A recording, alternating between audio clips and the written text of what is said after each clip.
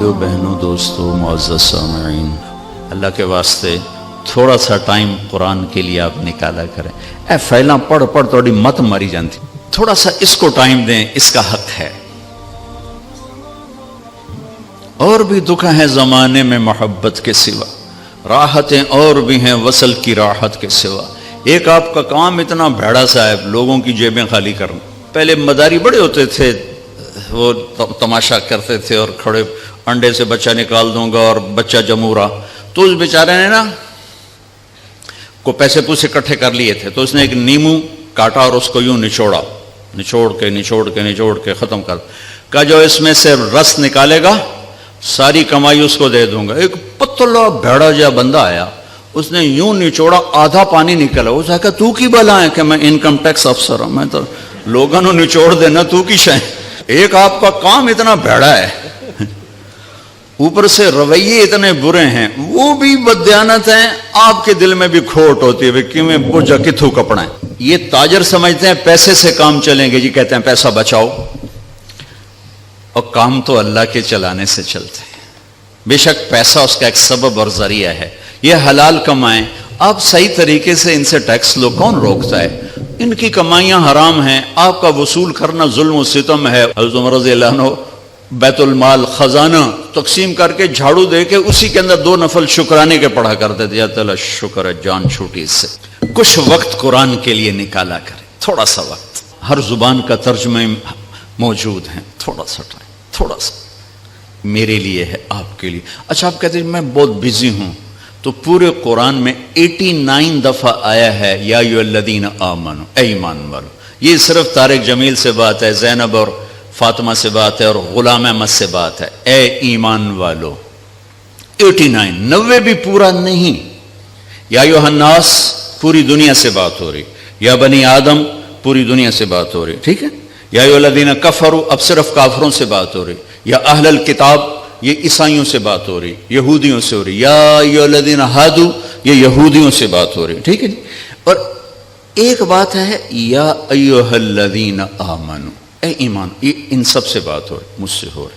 اور میں قربان جاؤں 89 ایک کم 90، اور اس میں تکرار ہے، 89 حکم نہیں ہے، حکم نکالوں تو 40 بھی نکلیں گے مشکل سے۔ سورہ بقرہ سے شروع ہوتا ہے یا ایھا الذین آمنوا لا تقولوا راعنا، پہلا یا ایھا الذین آمنوا نبی کا حق بتایا گیا کہ میرے نبی کا ادب کرو، یہ پہلا حق بتایا گیا، اور آخری ہم سے مطالبہ ہے یا ایھا الذین آمنوا 28واں پارہ، توبوا الی اللہ توبۃ نصوحا، اے ایمان والو توبہ کر کے اپنے رب سے جڑ جاؤ۔ نصوحا، نصوحا ہوتا ہے، واہ واہ، قرآن بھی کیا عجیب کلام ہے۔ عمر رضی اللہ تعالیٰ عنہ جیسے آدمی جو تلوار لے کر قتل کو چلے گئے، رات کو جب ہمارے نبی نفلوں میں قرآن پڑھتے تو وہ پردے کے پیچھے کھڑے ہو کے سنا کرتے تھے۔ تو ایک رات آپ پڑھ رہے تھے الحاقۃ ما الحاقۃ وما ادراک ما الحاقۃ كذبت ثمود وعاد بالقارعة فأما ثمود فأهلكوا بالطاغية وأما عاد فأهلكوا بريح صرصر عاتية، سورہ حاقہ۔ اس میں بہت ردم ہے، انتہائی طاقتور ردم ہے۔ تو حضرت عمر سن رہے۔ میں تھوڑی سی آپ کو تلاوت کر کے بتاؤں تاکہ اندازہ ہو کہ کلام میں ردم کیا ہے۔ الحاقۃ ما الحاقۃ وما ادراک ما الحاقۃ كذبت ثمود وعاد بالقارعة فأما ثمود فأهلكوا بالطاغية وأما عاد فأهلكوا بريح صرصر عاتية سخرها عليهم 7 ليال و8 أيام حسوما فترى القوم فيها صرعى كأنهم أعجاز نخل خاوية فهل ترى لهم من باقية وجاء فرعون ومن قبله والمؤتفكات بالخاطئة فعصوا رسول ربهم فأخذهم أخذة رابية إنا لما طغى الماء حملناكم في الجارية لنجعلها لكم تذكرة وتعيها أذن واعية۔ حضرت عمر سن رہے ہیں، آپ تو ردم نے تو آپ کو جھنجھوڑا ہے، مجھے جھنجھوڑا ہے، تو عمر تو اہل زباں ہیں، سن رہے ہیں۔ ایک دم کہنے لگے ما اشعارہ، میں نے آج تک ایسا شاعر نہیں دیکھا۔ دل میں پردے کے پیچھے آپ وہاں کھڑے ہوئے ہیں اور یہ دل میں کہتے ہیں ما اشعارہ، میں نے ایسا شاعر آج تک نہیں دیکھا۔ ऐन उस वक्त मेरे नबी ने ये आयत पढ़ी, इन्नहु लक़ौलु रसूलिन करीमिन वमा हुवा बिक़ौलि शाइर, ये रसूल का कलाम है, ये शायर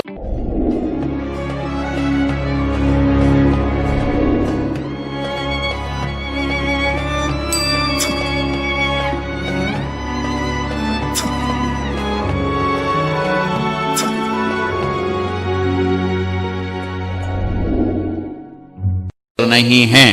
तो हजरत उमर को एकदम जो करंट लगा तो बेसाख्ता निकला, मा असहराहु, वो कितना बड़ा जादूगर है, इतनी दूर से मेरा ख्याल सुन लिया। तो आपने अगला जुमला पढ़ा, वला बिक़ौलि काहिन, ये जादूगर भी नहीं है, क़लीलन मा तज़क्करून, तुम्हारी अकल पे पर्दे पड़े हुए हैं। हजरत उमर पहले यहां हिट हुए थे। ये एक मौजज़ा है कुरान। नासे कहते हैं दर्जी को, दर्जी एक तो नासे, नसीहत करने वाला। नसीहत को नसीहत क्यों कहते हैं कि ये अच्छी बात उसको अच्छाई से जोड़ देती है, अच्छा बोल आदमी को अच्छाई से जोड़ देता है। दर्जी क्या करता है, वो धागे से कपड़े को कपड़े से जोड़ देता है। इसलिए नबियों को भी नासे कहते हैं कि वो अपनी बातों से बंदों को अल्लाह से जोड़ देते हैं। ऐसे ही तौबतन नसूहा, अल्लाह कह रहा है ऐसी तौबा करो कि तुम और मैं जुड़ जाएं, तौबतन नसूहा, वो तौबा जो मुझे अपने अल्लाह से जोड़ दे। ये आखिरी मुतालबा है। अभी हमारे हाफिज साहब ने तिलावत की थी, अय्युहल्लज़ीना आमनू इत्तक़ुल्लाह वल तंजुर नफ्सुम मा क़द्दमत लिग़द वत्तक़ुल्लाह, या अय्युहल्लज़ीना आमनू इत्तक़ुल्लाह वक़ूलू क़ौलन सदीदा, या अय्युहल्लज़ीना आमनू इत्तक़ुल्लाह हक़्क़ तुक़ातिह, या अय्युहल्लज़ीना आमनू इत्तक़ुल्लाह वकूनू मअस सादिक़ीन। 4 दफ़ा एक हुक्म आया है, 4 दफ़ा एक हुक्म, तक़वा तक़वा तक़वा तक़वा। अब कहते हैं जी हम तो 20वें ग्रेड के अफसर हैं, हमें तो फुर्सत नहीं। चलो 89 दफ़ा जो या अय्युहल्लज़ीना आमनू आया है वो तो खोल के पढ़ लें कि अल्लाह क्या कह रहा है। ये हज़रत अली का फरमान है कि जब मैं अल्लाह से बात करना चाहता हूँ तो मैं नमाज पढ़ता हूँ, और जब मेरा जी चाहता है अल्लाह मुझसे बात करे तो मैं कुरान पढ़ता हूँ। ये अल्लाह का पैगाम है, अल्लाह का ख़त है। मैं रायमंड में वो पढ़ा हूँ, रायमंड में पढ़ा हूँ, और वहीं टाइम मेरा गुजरता है। तो जो फॉरनर्स आते हैं ना, बाहर मुल्क के लोग, उनको जमातों में भेजना ये मेरे ज़िम्मे रहा कुछ अरसा। तो एक मौलाना साहब आए वहाँ से, अमेरिका से, इंडियन थे लेकिन सेटल्ड थे, पासपोर्ट था। कहने लगे भाई तारा जमील मैं बहुत परेशान हूँ, मेरी बीवी का ख़त नहीं आ रहा, 4 महीने हो गए, उससे ये टेलीफोन वगैरह नहीं होते थे, ख़त नहीं आ रहा, बहुत परेशान। मैंने कहा कोई नहीं, आ जाएगा, आप सफ़र में हैं। तो कोई 10-15 दिन गुजरे तो मैंने देखा वो लेटे हुए थे और मुस्कुरा रहे थे, और एक पेपर उनके सीने पर पड़ा था। मैंने कहा मौलवी यूसुफ लगता है बेगम का ख़त आ गया। कहने लगे हाँ आ गया आ गया। एक बेगम के ख़त ने उनको परेशान भी किया, आए तो खुश किया। ये ख़त आपके हर घर में पड़ा हुआ है, लेकिन ना बड़ा उठा के देखता है, ना बड़ी उठा के देखती है, ना छोटा देखता है, ना छोटी देखती है कि अल्लाह क्या कह रहा है। दूसरी चीज़ जो अल्लाह ने मेरे नबी को दी, कायनाती आफाकी मौज, ये 2 आफाकी मौजज़े हैं। वो है मेराज, कि एक आने वाले दौर में जो लोग स्पेस में जाएंगे उनको बड़ा माना जाएगा, कमाल कर दिया, स्पेस पे चले गए, चांद पे चले गए, मरीख पे चले गए।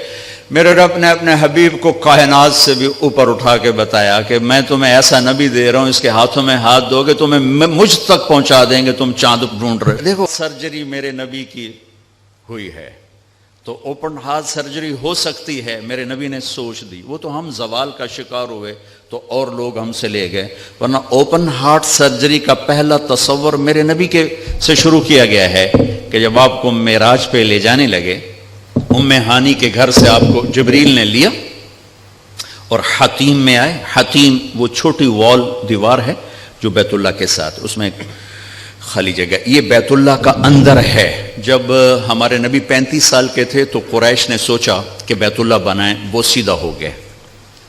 तो वो मुस्ततील था, लंबा ज़्यादा चौड़ा थोड़ा, इब्राहिमी बुनियादें। ये तय किया कि हलाल कमाई से बनाना है, हराम से नहीं। अच्छा, वो पैसे इतने बने कि ये चौकोर बना اور اگلا حصہ رہ گیا، تو کہنے لگے بس بھائی جتنا ہے اتنا ہی بناؤ، تو وہ چوکور بنا کر اوپر چھت ڈالی اور یہ حصہ چھوڑ دیا کہ جب پیسے ہوں گے تو ہم یہ بیچ میں شامل کر لیں گے۔ یہ اللہ کی حکمت تھی، نہ پیسے ہوئے نہ وہ شامل ہوا، تاکہ غریب لوگ بھی اگر بیت اللہ کے اندر نماز پڑھنا چاہیں تو وہ جگہ ہے جہاں اگر آپ اندر ہیں، ہم تو بیت اللہ کی طرف منہ کر کے نماز پڑھتے ہیں نا، لیکن اگر آپ بیت اللہ کی طرف پشت کر کے حتیم کی طرف منہ کر کے نماز پڑھیں تو بھی آپ کی نماز ہو گئی ہے، چونکہ آپ بیت اللہ کے اندر ہیں۔